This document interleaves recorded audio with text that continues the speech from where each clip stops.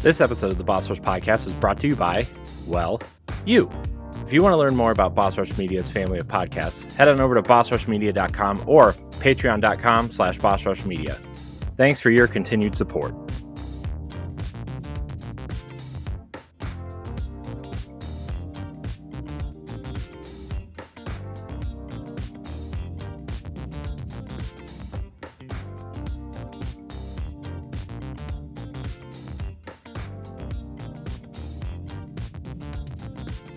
Hello, everybody. Welcome back to the Boss Rush Podcast, a great place to play games and be better. I'm one of your hosts, Corey Derrigan. Alongside me, as always, is the PC Muscle Race himself, LeRon Dawkins. What's popping? Your hair's popping. That's what's going on. Oh, going you on like my new hairstyle? You like? Yeah, what's going on up there? I know it's hard to see. Like it's all twisted. Well, it looks nice, LeRon. Thanks. As a matter of fact, I think a lot of people told me this is like the best hairstyle that I've sported, which is crazy because when you guys first met me, like my hair was all like super short because I used to buzz it all the time, and then I grew it out during the COVID years and started trying to stylize it, and now I've gotten to this, and I love it actually. Looks good. Nice. Looks good. Mm-hmm. Thanks. Also, here I do it all for y'all. Also here, back is the mad pharmacist herself, Stephanie Klimov. Show me the champion of light, and I'll show you the herald of darkness. Yes, I don't know what that means, but I was like, huh? I assume that's some sort of Alan Wake reference. But yes, get with the program. Gosh, no. Also here, speaking of darkness, is PK Power Pat Klein. Oh, yep. We got to do a dance now. Mm-hmm. What? We got to do the Alan Wake dance. Mm-hmm. There's a dance. Deep down. They better play that at the Game Awards. They are. You know they're going to. They have to. I mean, it's like the most relevant song now in video games. Yeah. I don't think I've heard it yet, so sacrilege. Okay. There's a 9-minute version, then there's a 13-minute version. I recommend the 13-minute version because it's got like 4-minute guitar riff solos that melt your face. That's too long. If it can't fit in a TikTok video, it's too long. I mean, seriously, these guys are like right up there with Dragon Force on the guitar solos. Yes. If anyone out there likes Dragon Force and that power metal type thing, even if you've never heard of Alan Wake 2, look up Herald of Darkness. It is so good. But totally worth it. Yes. You know what? I'm with Corey. I'll take y'all's word for it. Lame. Yep. Lame. Well, even I haven't played Alan Wake yet. Like Alan Wake will probably be a game I have to play sometime next year because I am devoted to like trying to finish like a lot of the games I started this year. That's fine as long as you eventually play it, and we'll get to that when we talk about games we played. Oh yeah, I'm a big fan of the Alan Wake franchise. Like I own both the original 2 games. Yeah, I don't think they consider American Nightmare a true Alan Wake game anymore. Yeah, well, they can shut their whore mouths. I've heard both things. Mr. Scratch was the shit. He was the shit. He was like the greatest villain of all time. I don't know. It's sad that Stephanie did not get to see that version of Scratch. Maybe I'll watch a Let's Play. Speaking of Let's Play. Oh, no. Let's talk about what we've been playing. I'm going to yield my time because I didn't play any games this week. I can also yield my time. Wow. Busy week. All right, look. It's going to be an... Well... Last week put me through the ringer. We bought a house, so I'm in purge mode. That's fair. Purging everything. I heard it backlog mode. I heard the details on Nintendo Power Block, so again, congrats. Thanks. It's... Don't congratulate me. My wife did 95% of the work. Congrats to I clicked Sana. some buttons. Yes. Mm-hmm. Yeah. So, anyway. All right. I guess it's going to be Alan Wake, a 30-minute Alan Wake block. 15 minutes. There's going to be at least another 20 minutes of Like a Dragon. Yeah. So yeah, I feel like, Pat has kind of more. I didn't see your list, but I always assume Pat has more. Oh no, just one? One game. Oh my gosh. It's literally going to be an Alan Wake and Like a Dragon discussion. All right, who wants to go first? I don't care. Go for it, Steph. Okay. So you haven't talked yet all 2 weeks. Yeah. I'm pretty sure you might have talked about Alan Wake a little bit last week, or maybe you beat it even the week prior. So I was out last week because I was put through the ringer myself as well with work, but what primarily just kind of flipped the switch of me ended up not showing up was I was sick. My son gave me another germy cold, and I couldn't anyway. So I rolled credits on Alan Wake 2, and I know Corey hates Alan Wake, but I'm going to speak both objectively and personally. So personally, I was very surprised at how much I loved it compared to the first one. Again, it's not poo-pooing on the first one, but the first one was like, all right, I played it because it was a big deal back when it came out. I want to experience what everyone was talking about back then. This was at like this kind of level. I am a writer. I am an author. I am working on publishing my 5th novel. As a writer, playing a game about a writer, it just like, ooh, I loved it. All right, so got that out of the way. Overall, it is a fantastic game. At first, I thought it was kind of BS and just, I don't know who slipped the Game Awards people money to get them all 8 nominations. But once I beat the game, I get it, especially for narrative. I think visual, audio, like there's a few that I feel like 100%. Whether or not it's game of the year, we'll see what everyone else thinks, but it's definitely worthy of the several nominations. I've already gone over visually. It's beautiful.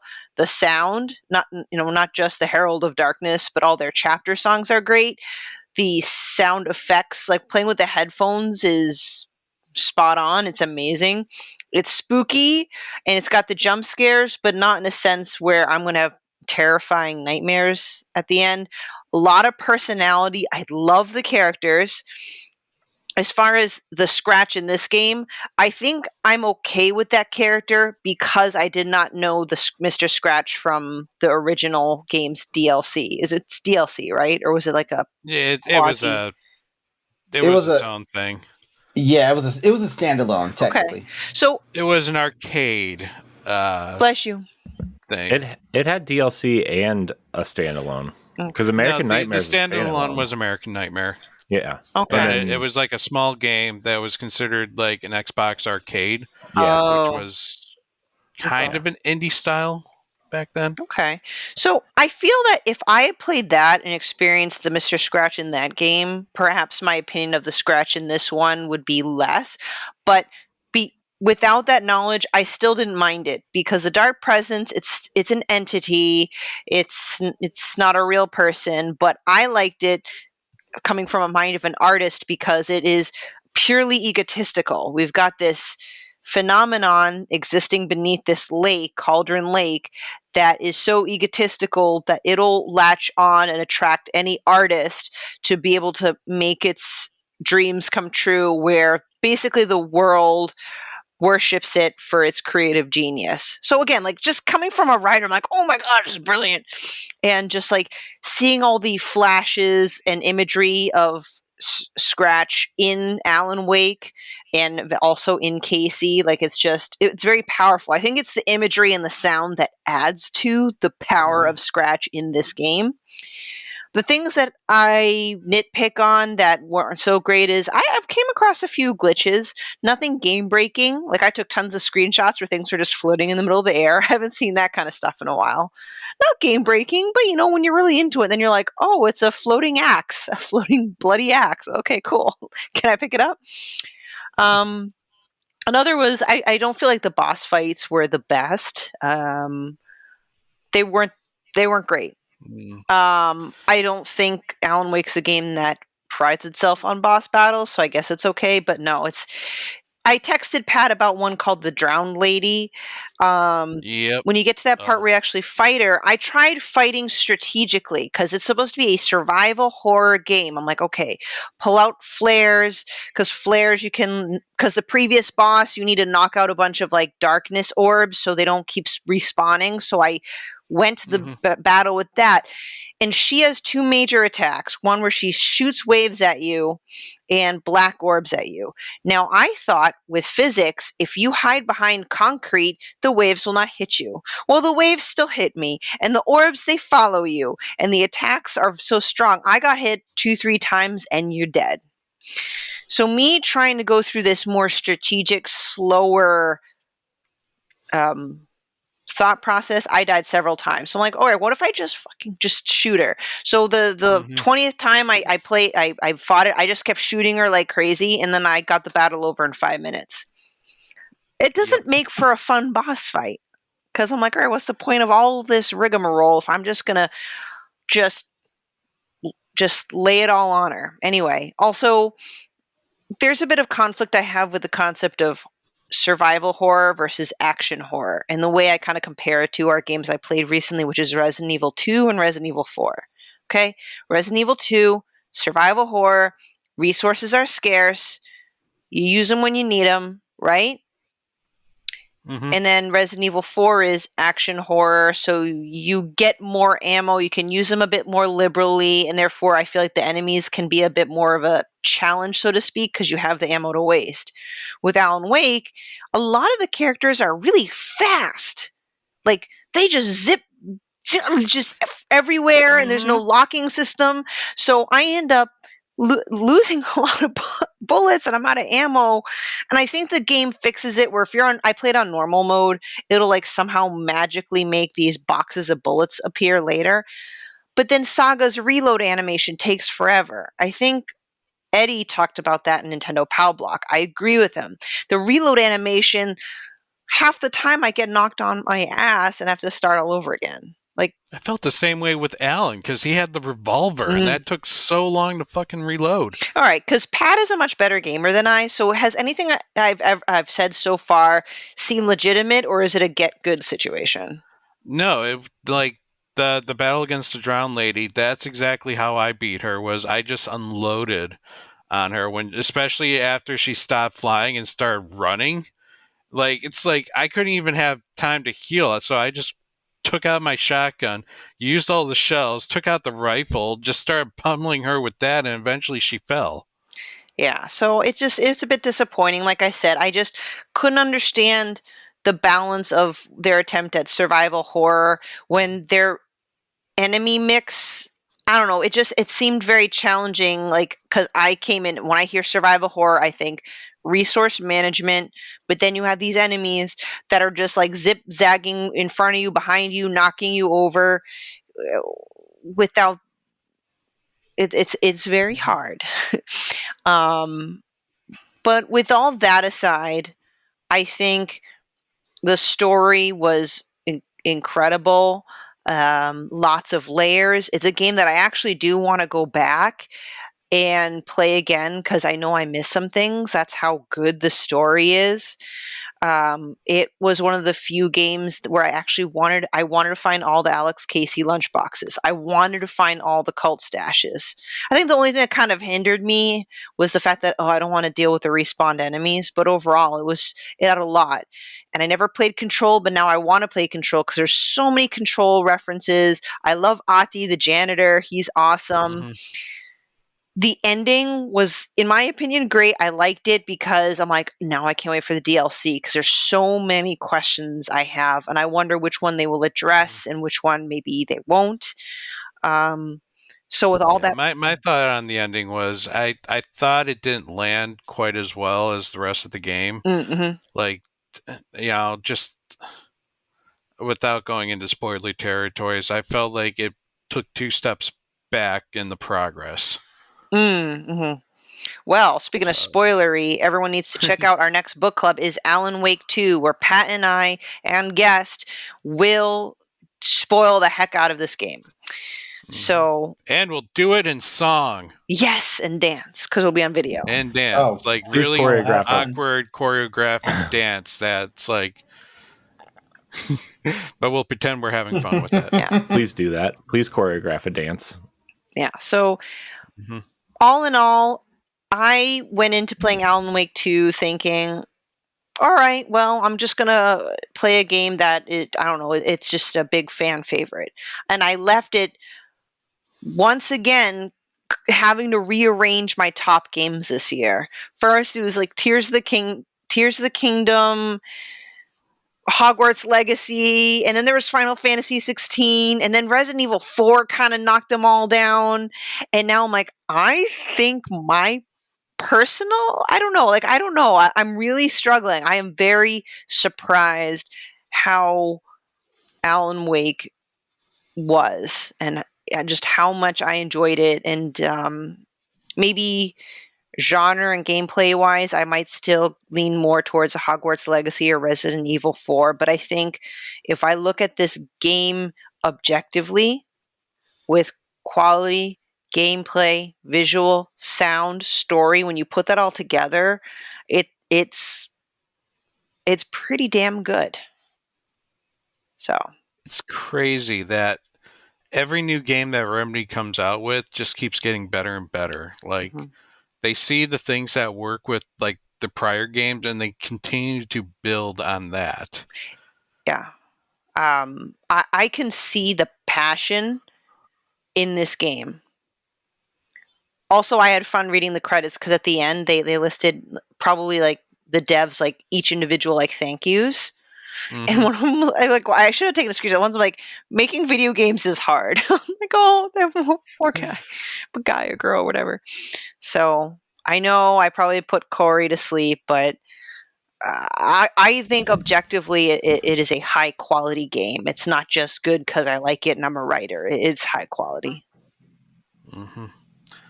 But if you never even get to play this game, we do highly recommend listening to the Old Gods of Asgard or their real counterpart, Poets of the Fall. Yeah. But Old Gods of Asgard, it's their more rockier version. So good stuff. So great music. Going from one game to maybe another great game, I'm very curious to see what you have to say about Like a Dragon. Like a Dragon.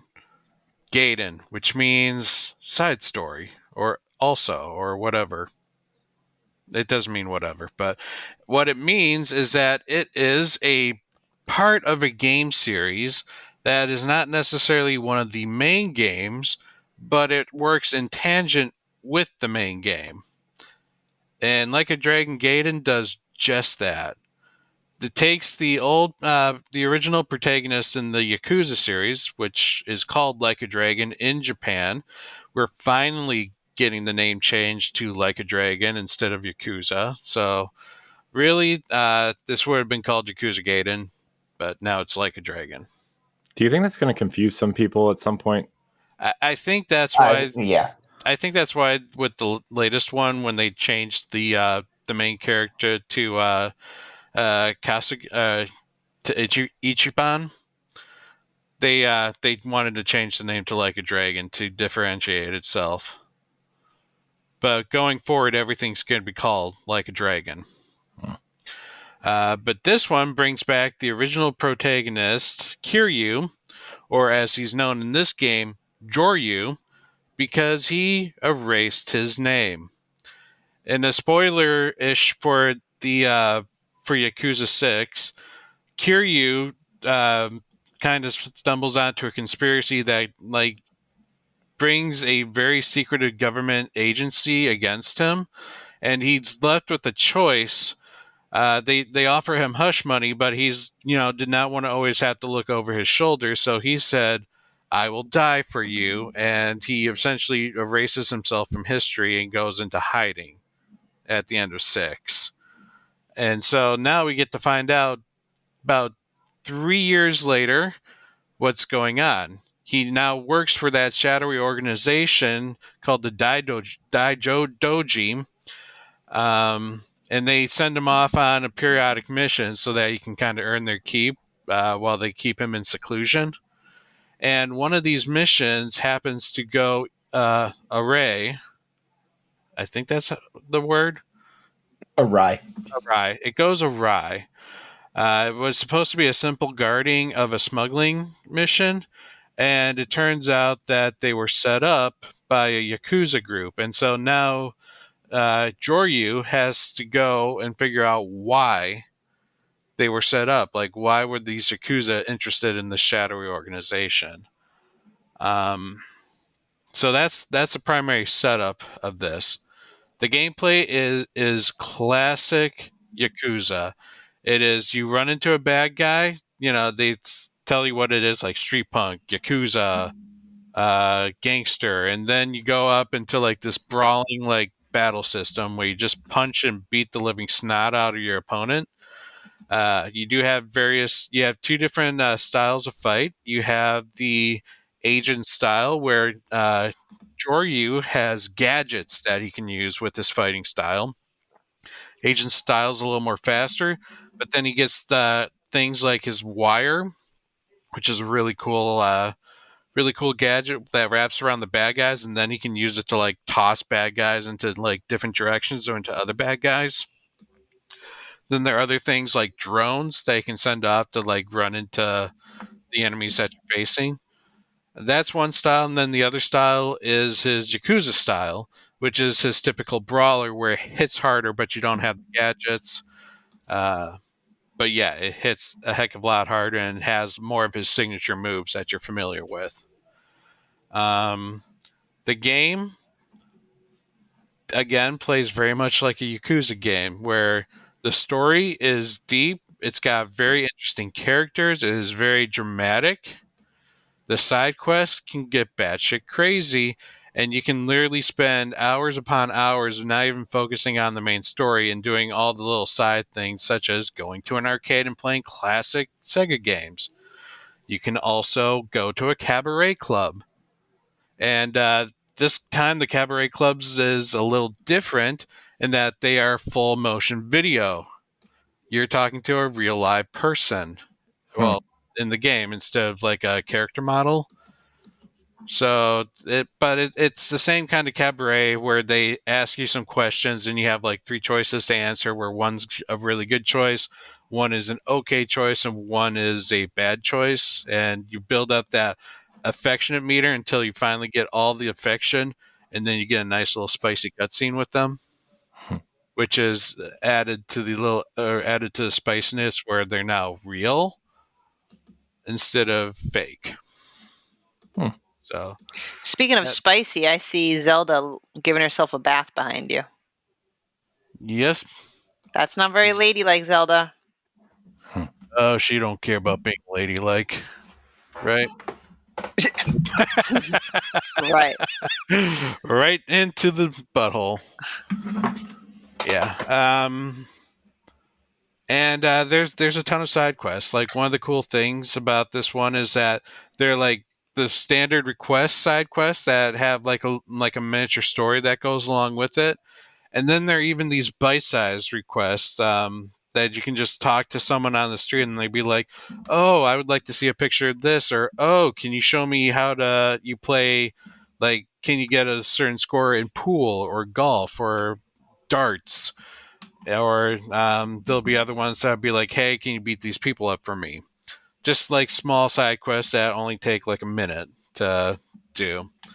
So there is a lot to do. The location is Sodenbori this time, which is the primary location in Yakuza 2, as well as part location in Yakuza 0. So it's a nice little neighborhood that you go back to and you can remember again if you've ever played those. And they added a new region called the Castle, which is this very Vegas-style, neon lights everywhere, a golden castle at the end of like the street, and its primary feature is a Coliseum tournament, which serves as the main like side story of this game, is to like raise your rank up in this Coliseum. Because every Yakuza game has a side story that's basically like another game in it, and sometimes two. in the future Yakuza Infinite Wealth, it's supposed to be an Animal Crossing version of a side story. What? Yeah, you build up your own island. So, man, yeah. Now, I sent you guys the news this morning, but apparently the director himself came out and said that Yakuza Infinite Wealth is going to be monstrous. That he highly recommends that you do not sit and try and beat the game in a couple days because you're going to make yourself sick. Oh wow.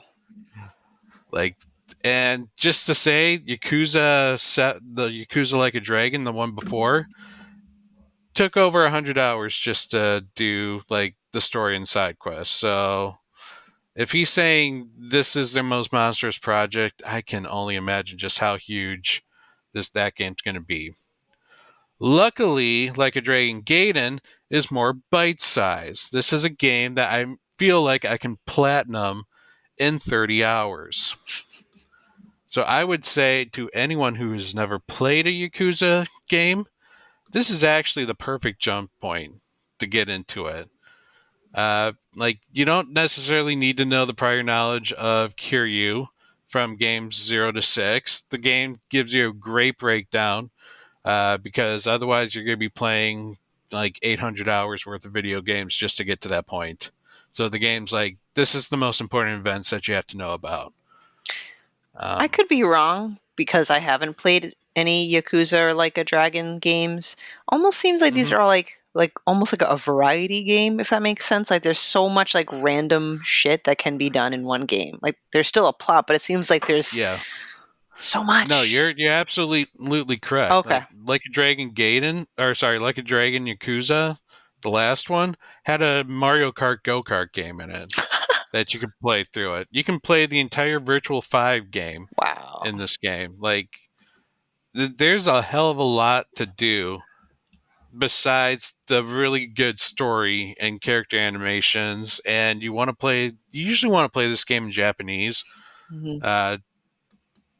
just because it fits better. Especially when people start like yelling and they get like really excited. Oh, They start, yeah. But I love Like a Dragon Gaiden. Like, I love Kiryu. I love that he's back. I love what they did with the guy. Like, I'm going through the plot right now because I got through most of the side stuff, and he's gotten smart with age. So he's I like what they did with him. And I'm excited to see where he's going to go from the end of this game, which takes place during the events of Yakuza Like a Dragon. Like, it's kind of funny. Like, you can see the events that's happening in Like a Dragon mirroring this game. So that's kind of where it puts it in the timeline. But again, you don't need to play any of the other games to fully enjoy this one. And if you want to get into the series, definitely check this one out. Then jump into Infinite Wealth, or even try Like a Dragon Yakuza, the one before it. Like, this is a good time to become a Yakuza fan. Nice. I might have to bookmark this game then if it's going to be a more bite-sized version. Yeah, like I said, not only can you platinum it in like 30 hours, you can actually platinum it without having to 100% the game. Oh, there you go. So it's going to be the first one I'm going to platinum for sure. Nice. Think that'll be game number 40? Maybe. That might be why it's the only game I played. Oh, I did see Miss Marvel this weekend. Okay, how was that? The Marvels? Yeah, the Marvels. Sorry, yeah, thank you. The Marvels. You know what? It was actually pretty good, despite the fact that it did absolutely horrible in the box office this weekend. But I don't blame the movie itself for that. I blame the fact that the strike basically prevented it from marketing itself until like last minute. Okay. Did you hear what? Yeah, the actors couldn't do their rounds to promote it. which was a terribly missed opportunity because like it could have shown the actual chemistry, that the actors would have each other. If they show it off screen, then like people would definitely have been more amped. Yeah.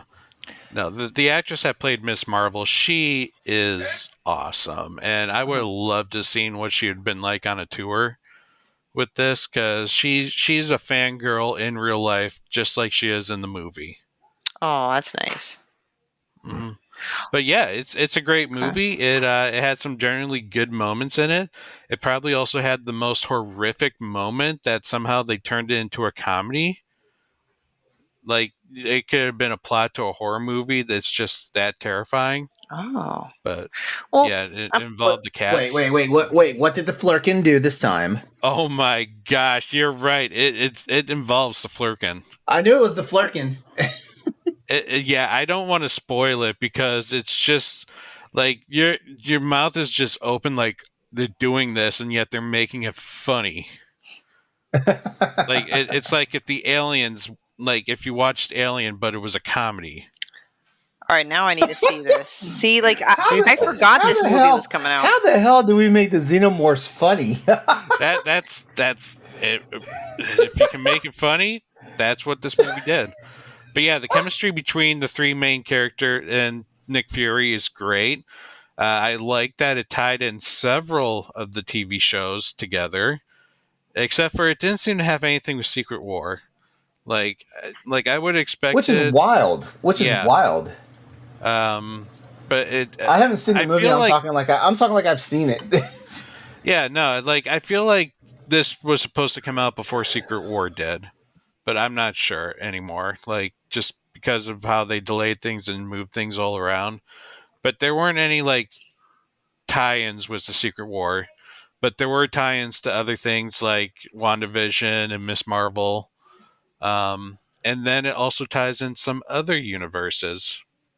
I know. I watched the end credit scene already. I'm not going to spoil anything, but it got me really excited.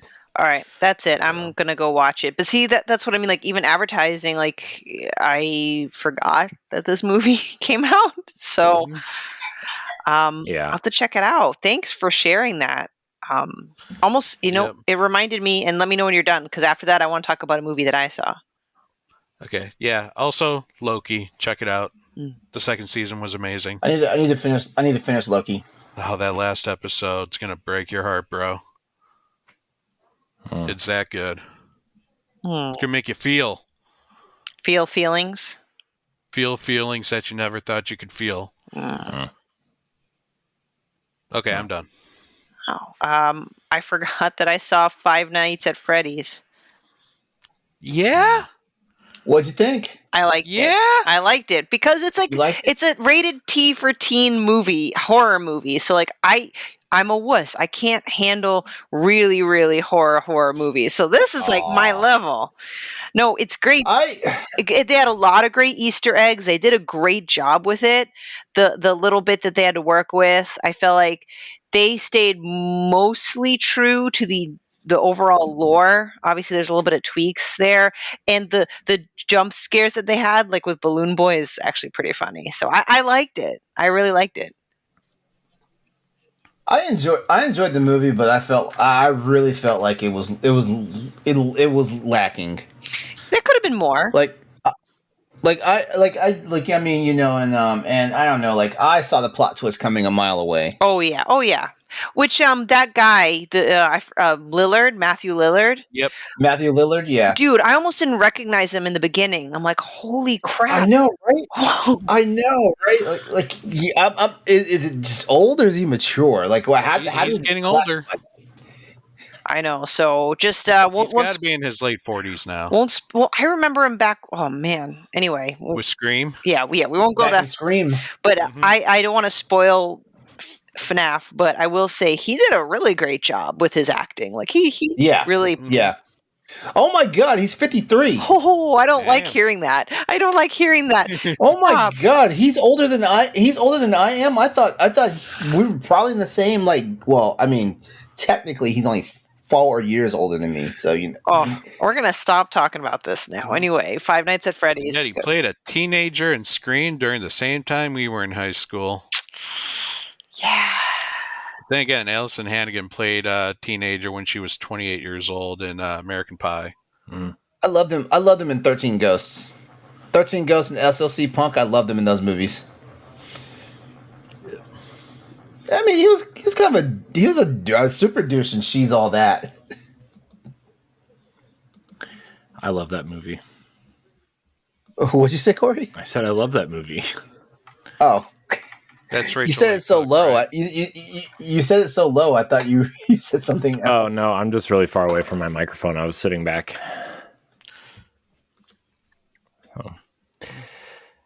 So, well, since we're done with the games and the movies, I watched like 3 007 movies this weekend. That was fun. Which ones? Nice. Four of them actually. All the Pierce Brosnan ones.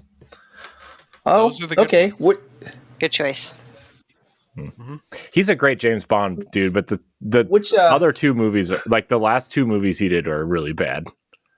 Yeah. Which I was going to ask you, which of the Brosnan films are your favorite? I like Tomorrow Never Dies a lot, which is the second one. GoldenEye's okay. And then that was my second favorite. My favorite was The World Is Not Enough. I like that one too, to an extent. And then Die Another Day with Halle Berry is just terrible. Yeah. Now, you can also consider the secret fifth one, Everything or Nothing. The video game. I know.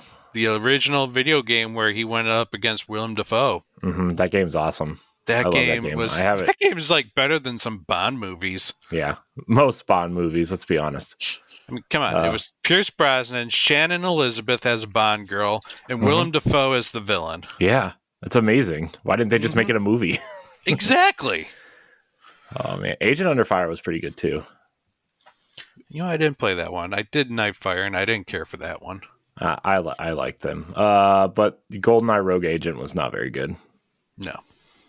Can we just talk about James Bond video games? Yes, we did. No, I mean, can we? Oh, can we? No, we can't. GoldenEye Reloaded was pretty good. I enjoyed that. From Russia with Love, that was one, right? Yeah, that was the where one. They brought back Sean Connery. Yeah, and he actually did the voice for the character. Mm-hmm.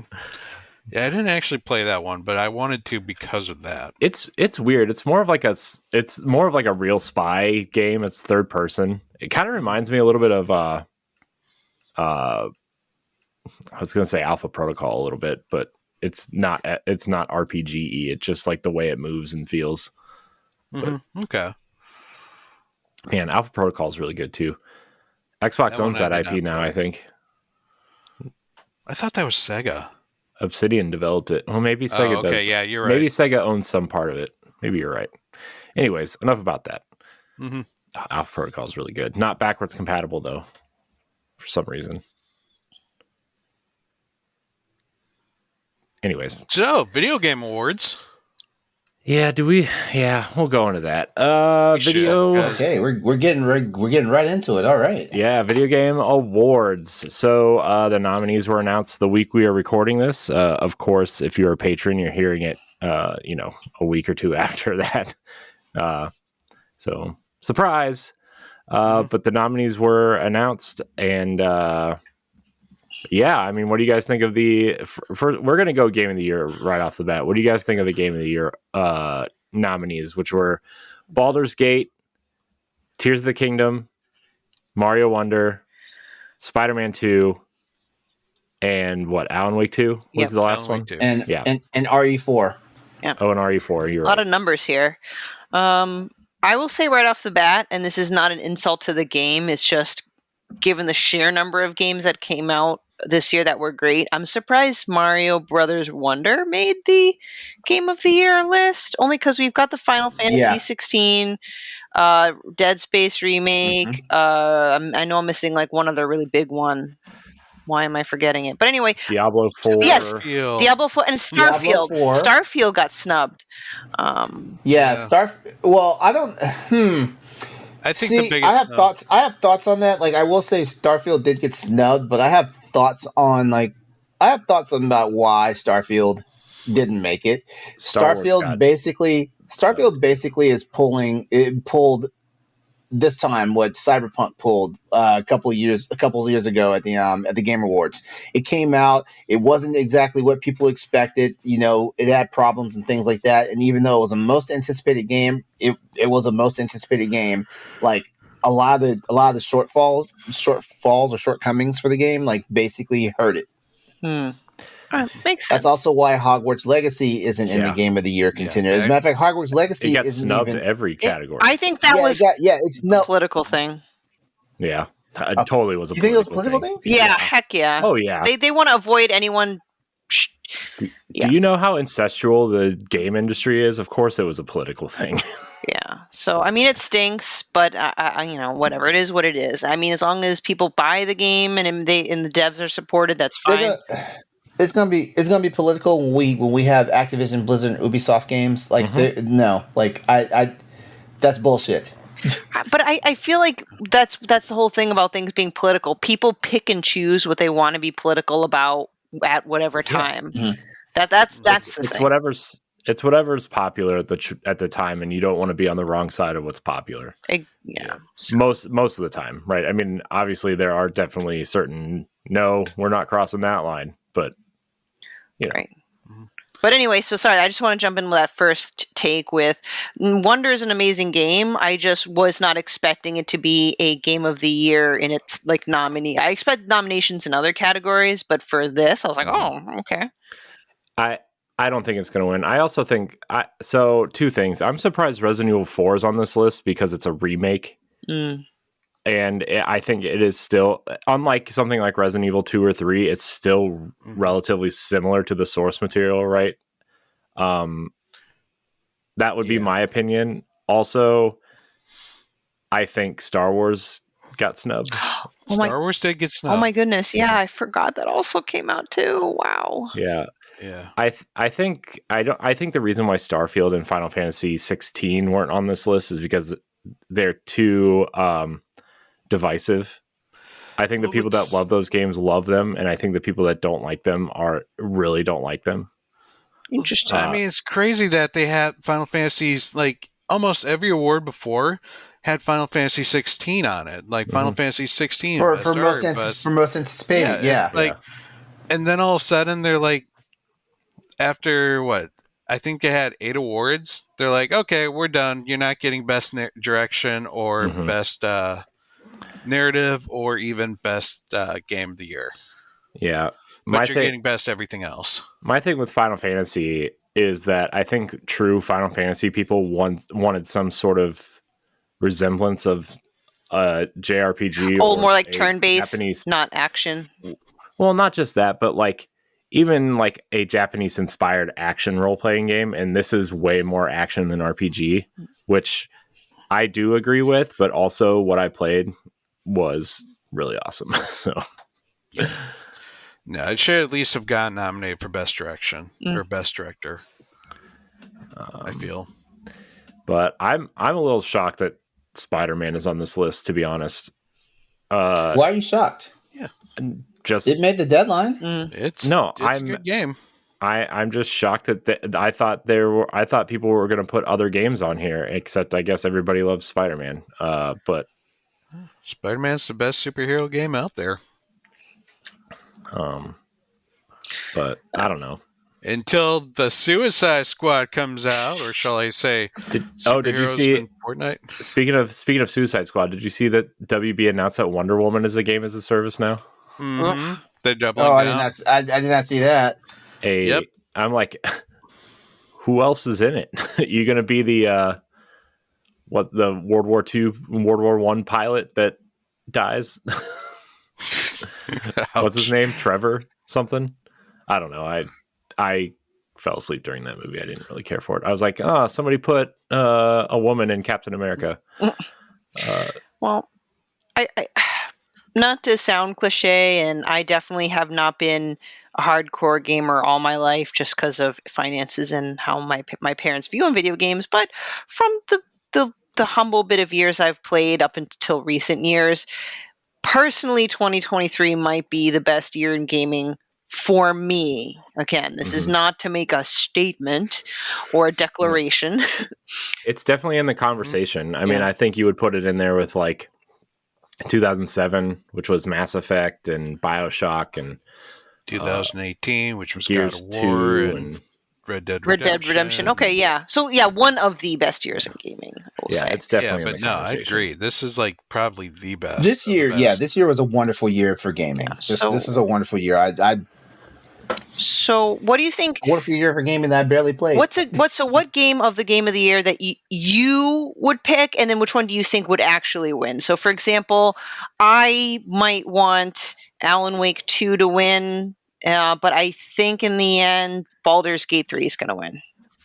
Out of these 6 games, yes, Zelda for sure. Yeah, okay. No doubt. Zelda. Zelda is what you want, or Zelda's going to win? Zelda's what I would pick out of these 6 games. Okay. Baldur's Gate, I think, is going to win. Pat? I thought Baldur's Gate was going to be too niche, but apparently not. I think I mean, it pretty much swept the golden joystick. The way, yeah. Alan Pat, Wake was nominated what for Game of the Year for that before it even came out. So I think out of this list, I would like Super Mario Brothers Wonder to win. Just because I had a lot of fun with that, but I'm also in the game of it's going to be Baldur's Gate 3. Yeah. Okay. And I am team Tears of the Kingdom. Shocker. That's the one I think should get the award, but I believe it's going to be Baldur's Gate 3 that's going to win. Yeah. Here's the thing. I think the only reason why Zelda's not going to win is that I feel like even though a lot of people loved it and it got 10s across the board pretty much, I think a lot of people feel like I did, where like I feel like this is just more of the same, whereas Baldur's Gate has really kind of revolutionized the CRPG in some fashion, and you can do anything and almost everything in that game. Yeah. And it kind of did what Breath of the Wild did for Zelda when it came out, right? So well, that would be my opinion. If Zelda does not win Game of the Year, it's definitely going to win any of the subsequent ones. Like it might win Best Action Adventure or something. Yeah. I don't think it's going to win Nintendo Game of the Year. I think Mario Wonder is going to get Nintendo Game of the Year. By Nintendo, you mean family friendly? Wait, Nintendo doesn't have its own separate category? None of the platforms have their own separate categories. What the fuck is Jeff? Jeff doesn't. This is why I don't like your ass, Jeff Keighley. Well, Jeff you do dumb shit like this. He's getting hit with a lot of flack lately. It's like he's trying to be as neutral as possible, and it's hurting him because of it. For example, last Game Awards, he didn't have a single female, and that like everyone's like, dude, what the hell? What the hell? You're supposed to like promote like female in gaming. Like he didn't have any female co-host or any like presenters come out that were female, and like the people who came up were also. Wait, I thought there was a chick that ran the entire like pre-show. I don't think she did it last year. Oh, Sydney?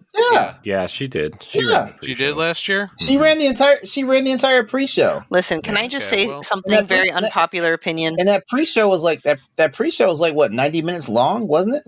Sure. I don't know. I didn't watch it. Listen, as a female, it bothers me that people bitch and complain about this. If they ever prove in writing or in recordings that Keighley or anyone is actively excluding females or any other whatever, then yes, that's a problem. But just because we didn't shove down everyone's throats females and other things, like, I'm sorry, like that shit bothers the fuck out of me. Sorry, I'm just gonna say it. That's it. Yeah. I'm gonna move on. No, I think it was definitely out of omission. Like I don't think he intended it, but I don't think he. But then you also have the whole Grand Theft Auto 6, which now he's like, how heavy is security going to be this time? Because he had 2 stage runners in a row, and this is probably where Grand Theft Auto 6 is going to be showed. Nah. Why would Rockstar? Nah. Why? Because they said they're going to release a trailer in December. Yeah, I bet. I think Rockstar is too big for the Game Awards, in my opinion. Rockstar's going to do their own thing. with GTA 5. 6. I'm sorry, 6. I'm sorry. I don't know. I say it's. I'm sorry. I was looking at something. I was looking at something, and literally the number 5 was on the screen. Who knows? Maybe it's another GTA 5. They didn't say GTA 6 though. They said the next entry in Grand Theft Auto, which is funny. Yeah, it could Grand Theft Auto 5 remastered. Grand Theft Auto 4 remastered. Oh man, but yeah, I don't know. I think they're gonna. It's going to come out around the Game Awards, but I think it's going to be its own thing. I think they're just going to drop a trailer, like similar to what Nintendo does, and it's going to break something. Well, now also one of the big things is the indie category, and there's a couple games. Are we just skipping around? Well, I'm just saying, like, in terms of controversy, because they nominated Dave the Diver as indie, and people are like, that's not. And it's not an indie game. Yeah. Exactly, because it's made by. It's got big money behind it as the publisher. Wait, who made it? Nexon. Oh, okay. Nexon. Interesting. Well, since we're on it, so best independent game, we've got Cocoon, Dave the Diver. I didn't even realize. That's another one that people are arguing should not be there because it's got veteran. It basically was a company before that got split. Annapurna also published it. Mm-hmm. A lot of people are mad because a lot of these games have publishers, like a bigger Thunderful published Viewfinder. Yeah. This starts the conversation like. What's making indies now? Is it because like they look and feel a certain way, or is it because they are, or is it because like I don't look at because like professional studios make indie looking games all the time. For example, what was the fucking game that was basically like a Twilight, like a Breath of the Wild clone from Ubisoft? You know the one I'm talking about. Immortal Phoenix Rising something. Yep. Yeah, that looked like a fucking indie game, even though like Ubisoft was behind that shit. I'll do you one even better. Pentiment last year, from Obsidian. Yes. Also, speaking of definition, right? So it's all by how we define it. Everyone has their own definition of indie, but technically, if you're on the Game Awards website, it is a bit incriminating, so to speak, because the way they define best independent game is for outstanding creative and technical achievement in a game made outside the traditional publisher system. Mm-hmm. Yeah. And the only one that succeeds there is Sea of Stars. Everyone else has a publisher. Yep. Sabotage also published that. Yeah. Yeah. So by proxy, Sea of Stars wins. And I'd be okay with that. Yeah. I'd be fine with that. Like, as a matter of fact, Sea of Stars gets my vote.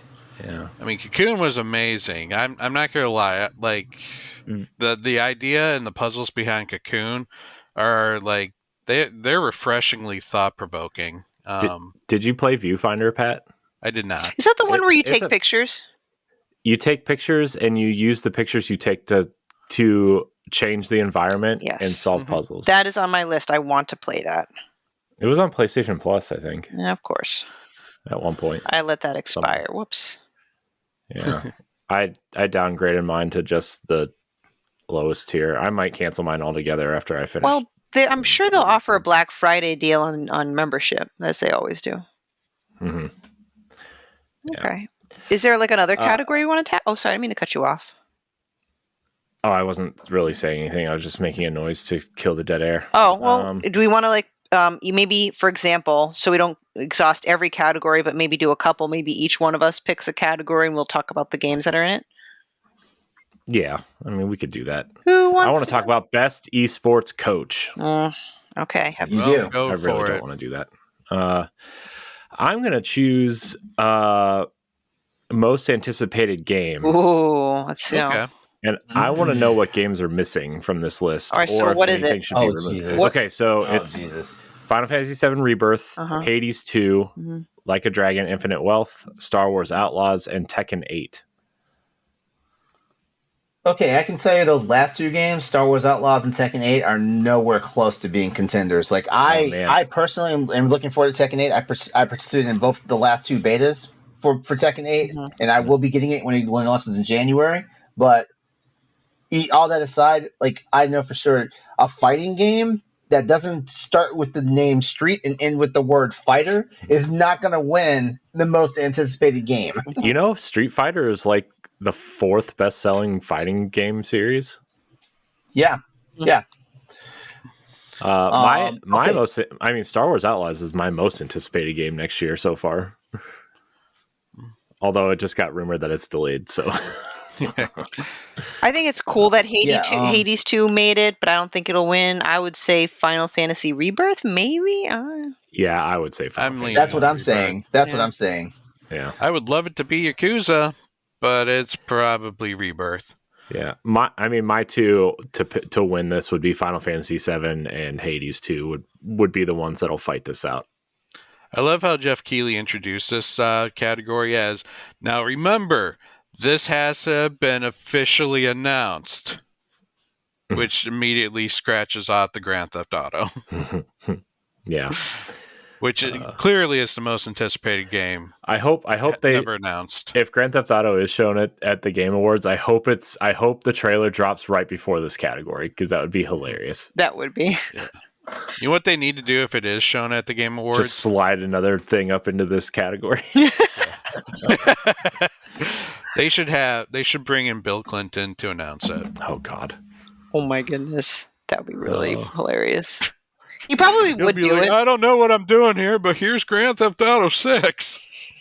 Yes, I'm sure the Clinton administration, who was very against violence in video games in the 90s, would love to present Grand Theft Auto. Rockstar's got that money. Oh, yeah. They'll buy it. Does anyone have a game that's not on this list? I don't even remember what's coming out. What's coming soon? Yeah, I don't even know what's coming out next year.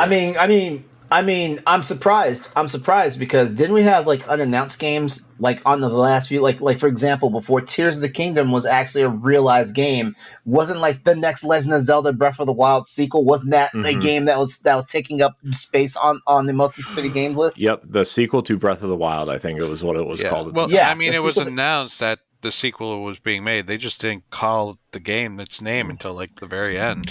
Do you think? Well, saying a game is being made is not the same as announcing the game. Mm-hmm. Yeah, but we had trailers. They just never told us what the title was.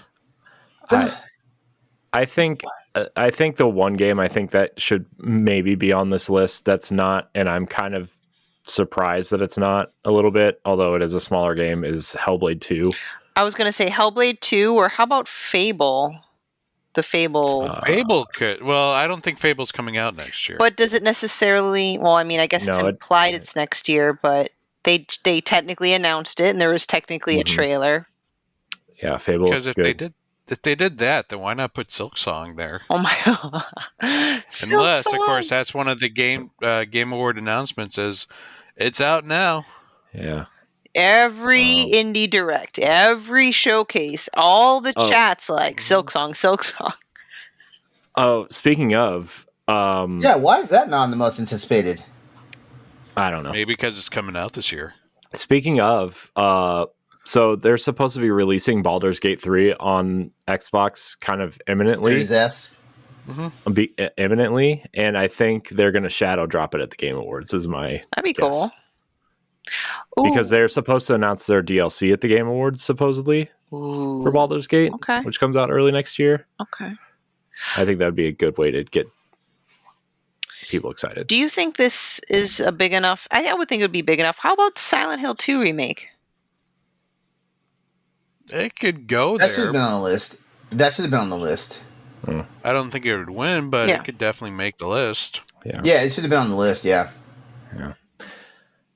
I don't think this would ever make any kind of list like this, but the final shape for Destiny also comes out next year. Guys, this is the final season of Destiny. I was going to say it's the last one, so it's fair, you know. This season that starts in 2 weeks is the final season of Destiny before the final shape comes out, and then they're getting rid of seasons. They're making episodes now, which are those like on paper look kind of similar. Except there's 3 of them a year instead of 4. So I don't know. All right. Okay, so I'm looking at a list of like the games that we know are coming out in 2024. And let's see, the Prince of Persia: Lost Crown game that comes out in January. That game's gonna be cool. I don't think that. Persona 3 Reload is in February. Helldivers 2 is in February. Tomb Raider 1 through 3 remaster. I don't think that's going to count. Mario vs. Donkey Kong, though. No. Mario vs. Donkey Kong, though. Well, after the announcement, I saw people get really like foamy mouth about that. I mean, I want it, but I don't think it would have been big enough for the list. I don't. Assassin's Creed. Oh wait, never mind. That doesn't matter. No. Assassin's Creed Red. No, Mirage. I saw iOS and I was like, never mind. I thought it was Assassin's Creed Red, actually. Let's see what else. Yeah, everything else looks kind of middling at this point. Yeah, I mean, I would have put Fable if it's more than a year, but okay, Fable's not even on any of these lists. It's not coming out next year. I think that's a 2025 game. They could have made a joke and put Dragon Age Dreadwolf. By the way, speaking of BioWare, LeRon, side tangent, what do you think of the Mass Effect thing that they showed? They're doing the same thing that made me worry about with this. That they did with Andromeda that made me start worrying. Yeah, the sleek helmet. I mean, the character looks badass. To be fair, the character looks badass. Yes, the character looks badass. But the problem is that they announced the game 2 years ago, 3 years ago, and this is 3 years ago, and this is the first tangible thing we saw on it, and it wasn't even anything. What was it, like 11 seconds? Yeah, I don't even think it's going to be in the game. I think they literally just made the trailer. That's exactly what I told my roommate. I was like, they showed us a video clip, and I doubt it even be in the game. I doubt they even have gameplay or anything made on this game yet. Jeff Grubb reported that it might not even come out till 2029 because it's all hands on deck for Dragon Age right now. And we don't even have gameplay of Dragon Age. Yeah. Man, I don't know. But I'm not gonna say BioWare is like my team, but for a person that really because I didn't get on the BioWare bandwagon until Jade Empire. Mm-hmm. Oh man, so good. Where's the sequel to Jade Empire? Until Jade Empire, and in all honesty, I didn't flock the Mass Effect. When it first came out, I had interest in it, but I didn't have enough interest to buy an Xbox 360. Man, it's what happened to those days where you can churn out a sequel in 3 years? I mean, if you think about it, Uncharted 1, 2, 3, The Last of Us, and Uncharted 4 all came out within 2 years of each other. In the same console cycle. Yeah. Well, Uncharted 4, I guess, was later because it got delayed, but it was supposed to come out within 2 years after The Last of Us. You know what? They need to stop making new engines. Just stick with an engine, reuse the assets. It was so nice when we got Uncharted 4 and then we got Lost Legacy, a year and a half later? Lost Legacy. Mm-hmm. Yeah. And it's not like that game's ugly by any means. No, hell no. Game's amazing looking. Still.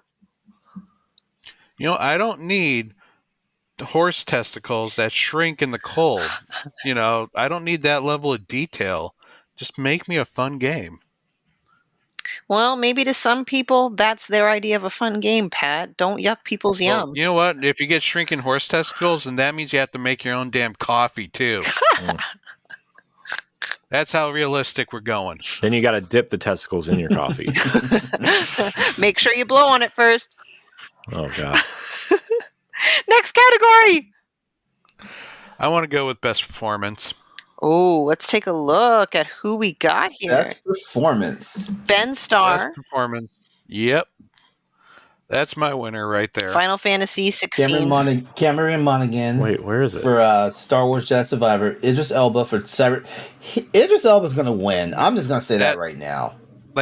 Ben Starr won the Golden Joystick, but he is going against Idris Elba, which is, He's going against a AAA actor. Well, you want to know what? You want to know why I say Idris Elba is going to win over everybody else? Because this is Jeff Keighley's fucking award show. That's why he's going to win. Now, that being said, it's probably going to be a slap fight between Ben Starr, Idris Elba, and Yuri Lowenthal. Yuri Lowenthal. Who is he in Spider-Man 2? He's Spider-Man. He's Peter Parker. Okay, I don't play the games. So, okay. I mean, girl, you better buy that game and play it on your Steam Deck. To be fair, he's been Spider-Man for like 20 years. Yeah. Well, the other ones, and I feel bad. Melanie LeBird is Saga Anderson in Alan Wake 2. She did a great job, but I don't think she's going to stand a chance against these other people. Yeah, like female in she the did category. I like her in Alan Wake 2. Yeah, she's good. And then we got Neil Newbin from Baldur's Gate 3. He's going to be a fighter. People like his character. I say the underdog in this one's Cameron. Cameron? Oh. See, man, I feel like I mean he would actually be my pick for this category because I think he makes Star Wars Jedi, that series. I think he makes that performance believable. Like you could take his character and make it a live performance, and he'd still be just as awesome. Mm-hmm. Which is the rumor. Supposedly, he might be in the one of these movies, like the Thrawn movie or something. No, it's too late. The whatever the next thing after Obi-Wan is in the timeline. I'm thinking Idris Elba will win. I don't think because Cyberpunk 2077 Phantom Liberty, I don't think really will win whatever other nominations it has. Not that it has many, and not that that's an actual tried and true rationale. I think it has 4 nominations. There's a few, yeah. That's surprising because it's a DLC. So, well, The Witcher's DLC got nominated for Game of the Year and won that year. Did it? Yeah. Was that a good year for games? I don't know. What 2017? But I like 2016, 2017. I don't know. I feel like it would go to Ben Starr. Okay. Just because Ben Starr makes his personality known. Like, not only was he a pretty good voice actor, like gets around in the communities. Like, he puts out his Twitter videos and his TikToks, and he's a huge gaming nerd as well. So he did make a very good Mario impression for the movie. Did you see the one where he and Doug Cockle were doing their voices together? No, I only Doug saw. was the voice of Witcher. No, Geralt the Witcher. No. Yeah, and then they're having a fight, and how Doug's like, "I got 2 swords," and Clive's like, "Well, mine's bigger." I love it. I gotta look that up. Yeah, it's like 5 minutes of hilarity of Doug Cockle and Clive and Ben Starr just doing the gruff voices. Nice. LeRon, what category do you want to tackle? Let's see. You know what? Let's look at best adaptation. Ooh. Okay. All right, so best adaptation, recognizing outstanding creative work that faithfully and authentically adopts a video game to another entertainment medium. We have, and I'm gonna go from last to first. we have Twisted Metal. Mm-hmm. Oh man, that would be my pick in this category. The Super Mario Brothers movie. Did. The Last of Us. The Gran Turismo movie, and then we have Castlevania Nocturne. All right, so I have not seen Castlevania Nocturne. I need to watch Gran Turismo, and I need to finish Twisted Metal. But I will say this: from everything that I've seen, I say immediately, The Last of Us, Super Mario, and Twisted Metal are the front runners. I would say The Last of Us has a lock on this. I think so too. Yeah, I would think so, too. but I hear so many great things about Castlevania. I almost feel like that's going to be. Castlevania's not going to do it. No, it's not big enough. Plus, it's not this Castlevania. It's the other one. The other. Oh, okay. My bad. Yeah, not okay. Fired. If you brought in Castlevania Season 2 or Castlevania Season 4, Those ones were amazing. I see. Yeah. But you know what? I would say Super Mario has a chance because it's recognized all around, where Last of Us is primarily an adult show. Mario was meant for both kids and adults. Yeah, but The Last of Us is also the second highest debut on HBO ever, aside from Game of Thrones, some Game of Thrones season. That's impressive. But Mario also broke the first billion of the year. I know. LeRon, did you say you started watching Gran Turismo? Yes. How? It's good. It's good. It's good from what I've seen. Like I need everyone listening right now to not take this seriously when I say this. I fell asleep watching Gran Turismo, but that's my own damn fault because I usually watch all these movies and TV shows in my room on that bed right there, and that bed is way too fucking comfortable.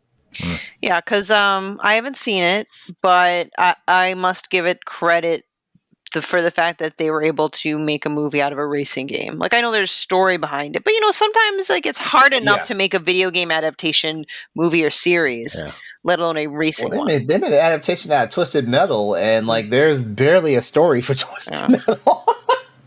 Twisted Metal is awesome though. Twisted Metal is fucking awesome. Like I'm halfway through the series. Yeah, remember when that first showed up and people were like, what the hell is this? This is not going to be... Yes. That's exactly what I said. Will Earth's voice on Joe the Samoa. I think I said that on this show, LeRon. The Twisted Metal is going to suck.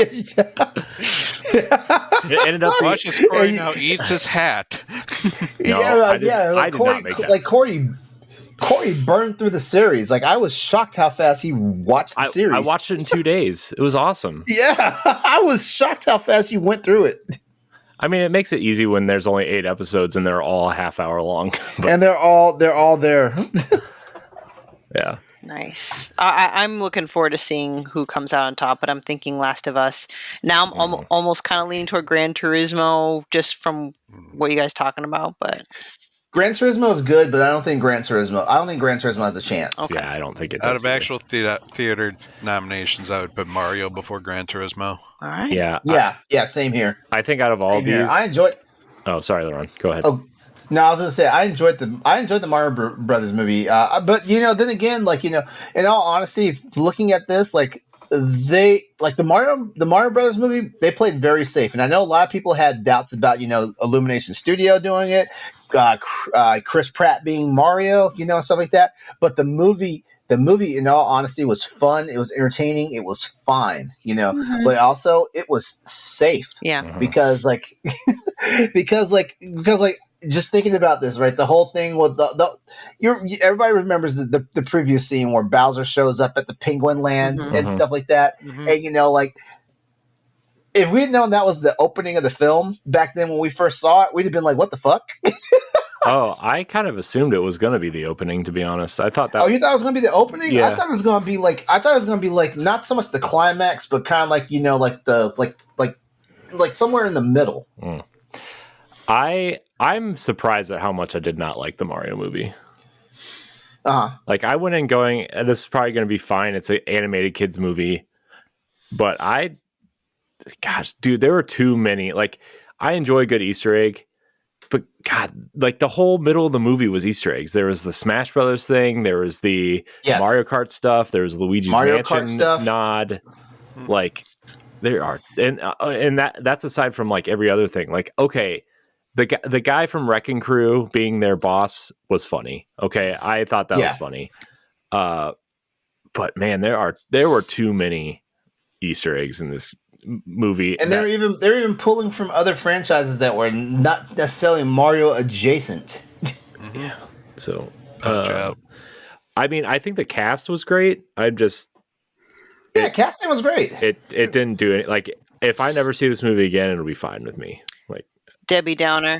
I'm gonna watch it. I'm gonna watch it one more time just to see if I missed something the first time. And when I say miss something, I mean like just Easter eggs or something. Yeah. There's a lot of Easter eggs. I looked them up afterwards. There's a lot, and it like some of them are really fun, and some of them are just like okay.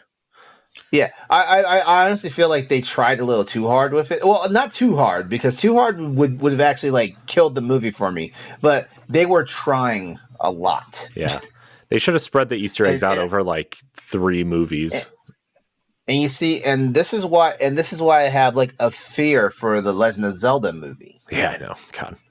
This is why I have a fear because I feel like it's gonna be all fan service and not enough substance. I don't know. But it's a live action. I feel like they're really gonna stuff a bunch of I think it's a little easier to stuff a bunch of Easter eggs in an animated movie. Just saying. Yeah. Also, Avi Arad, who destroyed all the Spider-Man movies, is the producer on this movie, and that really scares me. Destroyed. Amazing Spider-Man 2, not very good. Spider-Man 3, not very good. He was the executive producer of No Way Home, which is considered the best of the Spider-Man movies. Yeah, but and the last of them. But let's see. Amy, what's her name? The executive at Sony who runs the Spider-Man franchise for them kind of did more work than he did. Also, I'm sure Marvel had a heavy hand in this to say what direction it went. That was like his executive role versus his producer role. Like, that was the one he was credited executive. So his decisions on that one were more heavy, I feel. Maybe. Listen, you didn't like the Mario movie. You're not excited about the Zelda movie. Nah, I'm not. These are video games. They're not movies. Get them out of here. Speaking of video games, the one I think would make an interesting discussion as well is Best Art Direction. For outstanding creative and or technical achievement in artistic design and animation. We've got Alan Wake 2, Hi-Fi Rush, Lies of P, Super Mario Bros. Wonder, and Tears of the Kingdom. And I gotta tell you, just from what I've heard and seen, I think that objectively Hi-Fi Rush would have earned this because of its just unique and beautiful art style. But I don't know. Hey, hold on a second. Hold on. I'm gonna let you finish. Give me 1 second here. Bomb Rush Cyberpunk got snubbed. Cyberpunk, I'm sorry. Bomb Rush Cyberpunk got snubbed. Yep. The Jet Set Radio freaking successor. That game. Gotcha. Yeah. Well, what's interesting is that each one of these games is a very distinctive style of how they use their art. So I honestly cannot say, okay, I think it's Alan Wake, but I honestly, it's like you're putting apples to oranges on this one. True. Just how different these games are. I would agree that Alan Wake's probably going to win this. I would have taken Mario Wonder or Hi-Fi Rush over this because I think Mario Wonder's animations by themselves are worth it, aside from everything that's going on in the levels. But I think Alan Wake's going to win this. I think Liza P might have a shot at this, actually. I think it's Alan Wake because of how the game plays with many different forms of media. Like, you have your in-game, but while the in-game is happening, you also have like live action in the background with like the Casey monologues that were going on and stuff. And then you also have like the live action. I mean, the whole Alan Wake Chapter 4 thing, the Now We Sing, like, that's just like literally taking every form of media you can think of and throwing it in one damn level. Yeah, but would that be best art direction or best game direction? These two categories should just be the same thing. Jeez. Well, I will kind of cut the easy one out, and I hate saying this as a Zelda fan. I don't think Tears of the Kingdom is going to be it because it's the same as Breath of the Wild. It's not graphically striking. Like, it's beautiful, but it's not new or. Well, when we compare it to the other Nintendo game that's on here, Super Mario Wonder, it's no competition. Exactly. So I could say that's kind of, I hate to say it, at least for this category, like Tears of the Kingdom's easy. Like, that's not going to win. I'm going to tell Eddie you said that. No. I love you, Zelda. Liza P looks good.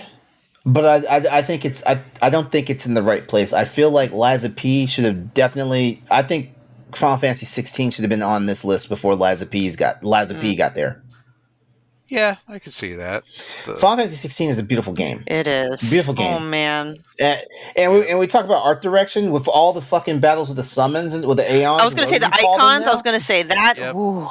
Yeah. Each one was beautiful. Yeah, you're telling me that's not art direction? Shut the fuck up, please. I mean, that's all like camera work and fun stuff like that. That's art. Mm-hmm. Video games are art. Mm. I said it. Good times. Good times. So I'm looking forward to it. It's just kind of a reminder that, oh crap, we're in mid-November. Thanksgiving's next week. The Game Awards will be here very shortly. I'm like, whoa. Yeah, like 3 weeks. So yeah. I will say, if we're ending this, the one game I'm actually extremely happy for, Games have been packed a space for the Unbound. I am really, really happy that game has been nominated for at least that category, and that's my hope to win. Games of Impact. I want to see, because there's another game that I played in there that also was Chia. And Venba. Oh my god! Oh yeah, I'm so happy to see Venba there. I'm like, oh, it's like that's a real indie if you want to talk about indie, right? Games for Impact. Goodness, yeah. And Chance of Sinar, it has to do with people who all speak different languages or something, or can't communicate. Yeah. Like they all bring something to it. Like Terra Nil, that's Devolver Digital, but it's like a sim, but you're restoring nature, so it's like an environmentally conscious game. Venba is culture and food. Chia, also cultural.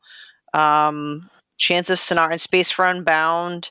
But the only one I don't get really, I don't know. Goodbye Volcano High. Maybe there's like a coming of age thing. Is that what it is? Yeah, it's coming of age in a pending extinction. Okay. Dinosaurs. Yep. So I mean, hipster dinosaurs. Yeah, pro-social meaning or message. I think they're all very solid representations. Not represented, like they're both all well-deserving. Yeah. But being biased in the fact that we met the director and had conversations with him, Space for the Unbound. Everyone go vote for it, even if you didn't like it. That's our saving buzzer game right there. We don't care what you vote for. We're voting that one. All right. I want to address something before we get out of here because we are running long. So we'll do the other topic another week or never. I don't know. Figure it out. Oh, we will. There's going to be a lot of time between now and the Zelda movie cast gets announced. So plenty of time. Yeah. But this does have to do with the Zelda movie a little bit. Avi Arad, I just want to name the movies that he's produced. And I want a thumbs up or a thumbs down. If you've seen them. Okay. Venom. Let There Be Carnage. Kraven the Hunter. That's still coming. We can't judge that one. I know. Beyond the Spider-Verse. I think that was pretty well received. Amazing Spider-Man 2. Spider-Man 3. Morbius. The Amazing Spider-Man. He did all the Spider-Mans. Okay? Yeah, pretty much every Spider-Man movie he's touched. So that means he did good and bad Spider-Man. Both Fantastic Four movies. Ooh. Wait. When you say both, because there's 3 Fantastic Four movies. No, the Fox ones. The ones with Chris Evans. There were two Fox movies. There was Fantastic Four and Silver Surfer. No. Yeah. Rise of the Silver Surfer was the second Fantastic. Those are Jessica Alba films. I thought you were talking about the ones with Michael B. Jordan. No, there's only one of those, and he didn't do that one. Yeah. I said there were 3, and you said I'm talking about the original ones. Okay, thank you. Jeez, you threw me off there. I was like, did I miss a movie somewhere? Because I was like there's 2 Jessica Alba and there's 1 Michael B. Jordan. The 2003 Hulk film with Eric Bana in it. Eric Bana. Yeah. I didn't do that one. Elektra. Both. Elektra was okay. I said okay. I didn't say it was Breakaway or anything. Did he have the original Daredevil as well? Yes. Yeah. Both Ghost Rider movies. Blade Trinity. Oof. Blade 2. The new Spider-Man movies. He's producing the Metal Gear Solid movie. He's also producing Borderlands. Honestly, I would say he's got slightly more good than bad. Yeah, I mean, some of the movies here are okay. Like it's a checkered track record. Like the first Iron Man movie's on here, but then it's followed up by both of those Punisher movies. The Tom Jane one was pretty good. All of the X-Men movies. I just also feel the fact that Nintendo's going to have a hand in this. I think at worst it'll be okay and safe as well. I think that's the worst case scenario, and then best case scenario, it's mind blowing, which I doubt it will be as well. But at worst, it'll be safe and Yeah, I think the bar is the Detective Pikachu movie, which was fine. So weird. How do you think that one's better than Mario? I mean, not either of them are winning any awards for me, but I mean, I like Detective Pikachu as well, but I would have put Mario higher than Detective Pikachu. Yeah. And then I would have put the original Mario all the way at the top, baby. Mario 93? Yeah. Yep. Bob Hoskins was drunk the entire filming of that movie. Did you know that? I did. He says his biggest regret in his career in an interview was the Mario movie. Man, personally, both Sonic movies are better than every movie we just talked about. So I've never watched them. Oh, the first one's really fun. I've never watched neither one of them. Oh my god, dude, Jim Carrey's amazing. I really hope. Have you ever wanted a Knuckles that sounded like a black British man? Idris Elba is Knuckles. See. So I know it's a sexy ass echidna, whatever you call them things. I know it's sexy. I remember he when he was doing his getting down, he's like, what if we give Knuckles like a Jamaican voice? And people are like, no, just speak your normal voice. Just be Idris, okay? But I mean, he has dreads though, technically. Jesus. On that note, we're getting out of here. Hey! Check out his rapping career, guys. Oh no! Help! Check out his DJ career. Like, that man can spin. Check out his season of The Office, also. I know I have the affinity to attract the opposite sex. Bumper sticker. All right. I want to thank everybody for watching and listening to this episode of the Boss Rush Podcast. You can catch us every Monday. You can get us. You can get early access to some of our shows on Patreon. Also, you have the ability to vote for a book club and After Dark topics and other things. We have a poll going on right now, right? Yeah. And guess what? Everybody that's eligible, except for one person, has not voted. And Super Mario RPG for January is winning 4-1. All right, well, there you go. What were the other choices? Final Fantasy VII. Final Fantasy VII Remake, Uncharted 1, Gears of War 1, and what was the last one? Damn. What was the other one? I tell you what, if you guys decide to do Uncharted, let me in. We're gonna hit it eventually. I would really like to. Let me know, because honestly, I will say this every time Uncharted's name comes up on a podcast. Uncharted is the reason why I spent $600 for a PlayStation 3. Let's see. Super Mario RPG, Gears of War 1, Uncharted. Oh, Hellblade: Senua's Sacrifice is also on that list. I never beat Senua's Sacrifice, so I don't know if I'd be able to lend my voice to that one. It's only 6 or 8 hours. Mm-hmm. So, and the only other game that got a vote was Final Fantasy VII Remake. Okay. So, which is kind of what we talked about originally, but it's okay. We'll go right into Rebirth without talking about Remake. Also, my plan, so if we do Super Mario RPG in January, a Nintendo game will not appear on the next book club voting because no, I just don't want to do 12 Nintendo games. You know what I mean? No, I get it. I know. I get it. Go ahead. No, I said I get it. Oh, just because I know we have a Nintendo heavy audience, but no. Sorry, everybody. It's like doing an RPG every single time too. So yeah, we got to mix it up. Yeah, exactly. I put Uncharted and Gears of War 1 on there because I really want to replay both of those series at some point next year. I would love an excuse to go back to Uncharted. Well, that's the thing. It's good to throw in a mix of like new games, retro games, and then also even just the major publisher of games. So I think variety is very good. Yeah.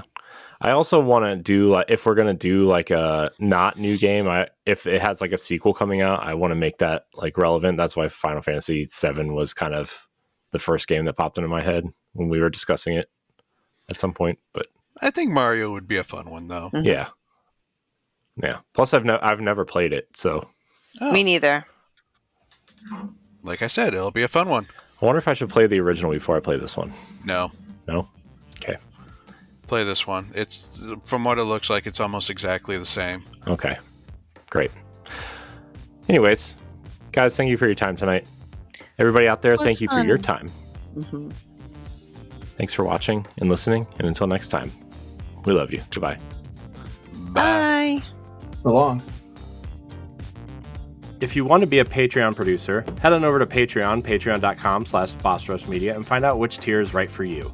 Our Patreon producers at the $5 tier or higher for this month are Adriel Munger, Celeste Roberts, Christian S., Sana Dierig, Francisco Santillan, and Rebecca Jewell. Thank you for your continued support.